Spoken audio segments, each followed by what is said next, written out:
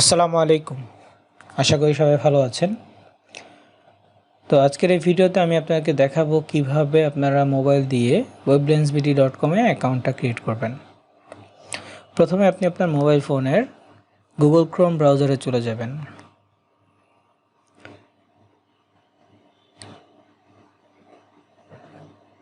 তো Google Chrome browser আসার পর এখানে সার্চ অপশানে গিয়ে সার্চ করবেন weblendsbd.com।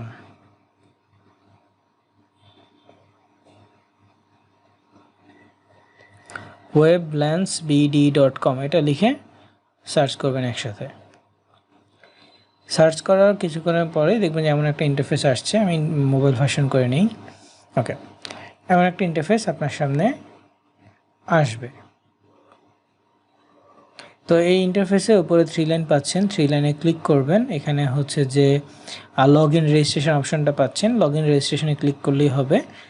তারপর প্রথমে হচ্ছে লগ ইন অপশানটা আছে। তো আমাদের তো অ্যাকাউন্ট নাই, সো আমরা লগ ইন করতে পারবো না। সো আমরা নিচে এই যেখানে নতুন অ্যাকাউন্ট খুলুন এই অপশানে চলে যাব। নতুন অ্যাকাউন্ট এই অপশানে চলে আসার পর এখন হচ্ছে এই যে অ্যাডমিশন ফর্মটা পূরণ করতে হবে। তো এখানে আপনি আপনার পুরো নামটা দিবেন। নাম দেওয়ার পর এখানে আপনি আপনার ফোন নাম্বার দিবেন। ফোন নাম্বার হচ্ছে যেই ফোন নাম্বারটা দিয়ে আপনি weblendsbd.com এ অ্যাডমিশন নিয়েছেন, হ্যাঁ, ওই ফোন নাম্বারটাই দিবেন। আপনার যদি অন্য কোনো ফোন নাম্বার এখানে দেন তাহলে কি হবে, আপনার ডেটাটা খুঁজে পাওয়া যাবে না, তখন আপনার এই weblendsbd.com এর অ্যাকাউন্টটা অ্যাপ্রুভ করা হবে না। এই জন্য অবশ্যই ভর্তির সময় আপনি যে ফোন নাম্বারটা দিয়ে ভর্তি হয়েছেন ঠিক ওই ফোন নাম্বারটা এখানে সাবমিট করতে হবে।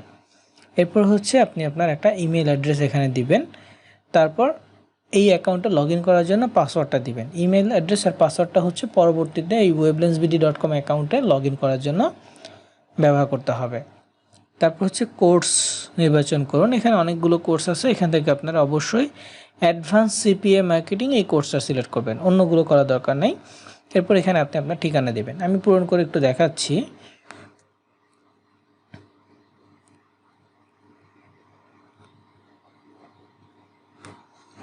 এমডি মেহেদি হাসান। তারপর এখানে হচ্ছে যে সাপোজ একটা ফোন নাম্বার আমি একটু চেঞ্জ করে দেই, হ্যাঁ, কারণ এই নাম্বার দিয়ে অলরেডি অ্যাকাউন্ট খোলা হয়েছে, যার ফলে নতুন অ্যাকাউন্ট হবে না। এরপর এখানে একটা র্যান্ডম নাম্বার দিচ্ছি। আমি আপাতত একটা টেম্প মেইল বা টেস্ট মেইল দিচ্ছি।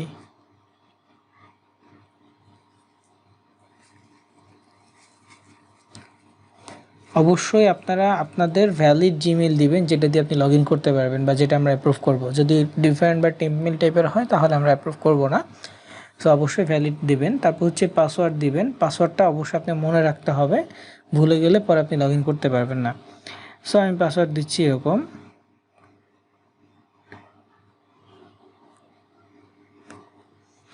সেম পাসওয়ার্ড বা আর কিছু লাগবে না। এখানে হচ্ছে যে কোর্স যেটা সিলেক্ট করা করে ফেললাম। তারপর ঠিকানা, আপনার বাড়ির ঠিকানাটা দিবেন।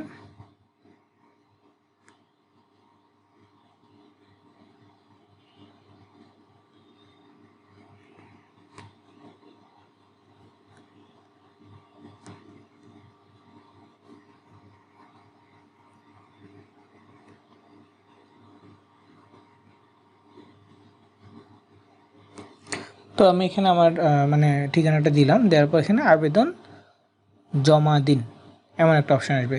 তো আবেদন জমা দিনে ক্লিক করলে কি হবে, আবেদনটা জমা হয়ে যাবে।